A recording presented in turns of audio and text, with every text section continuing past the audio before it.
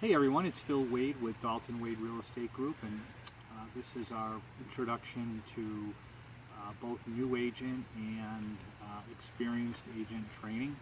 It's an overview of the training that an agent will take. If you're an experienced agent, certainly some of the modules are not going to apply, but if you're a new agent, they'll all apply. But kind of before we get into that, I want to talk a little bit about the philosophy of Dalton Wade and what you should be thinking about as an agent with the company. So the philosophy and the underlying kind of principles of what the company stands for is great service for our clients. And the only way I can summarize that, I guess, is that we always want to be putting our clients' interests ahead of our own. What do I mean by that? In the real estate profession, sometimes and certainly some agents out there put their own interests ahead of their clients, really I believe to the detriment of themselves and ultimately to the detriment of their career. Being a real estate agent as time goes on depends on referrals and such, and in that regard, if you've done a very good job for someone, those referrals will kick in. Again, specifically, what do I mean in terms of your interests ahead of your client's interests ahead of your interests?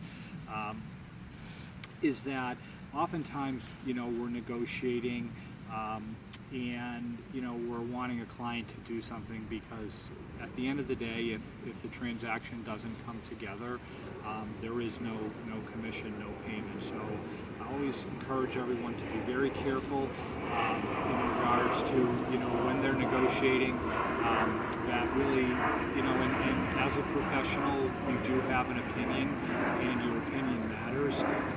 However, what I've learned over time is that ultimately the client makes the final decision.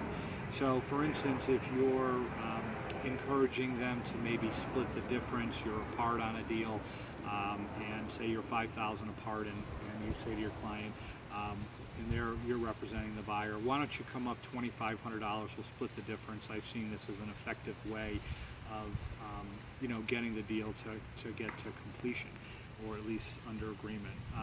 But at the end of what you tell them, you should always tell them, but it's up to you. So the last words out of your mouth whenever you're negotiating, whenever you're asking your client to do something, is, but it's up to you. And why that's important, because it is up to them, and what I've learned is in the end they do what they want. So if you've told them to do something and then they don't do it, the takeaway can be that, they just wanted that so they could collect the commission. They don't really care about me, and that's not the Dalton Wade attitude. The Dalton Wade attitude is that we really care about our clients, we put them first, and that's what's helped us grow our business. So we've got some great modules coming up that will help you both as a new agent, and what should happen after you've taken the modules is that you should be ready to kind of begin your real estate career. You're not going to know everything because you still are new, but you should feel comfortable that you can begin to start to work either with a buyer or a seller. If you're an existing agent, you're already at that level, so there's a lot less modules to take, but you will need to take some so that you understand some of the technology that you'll be using with the company.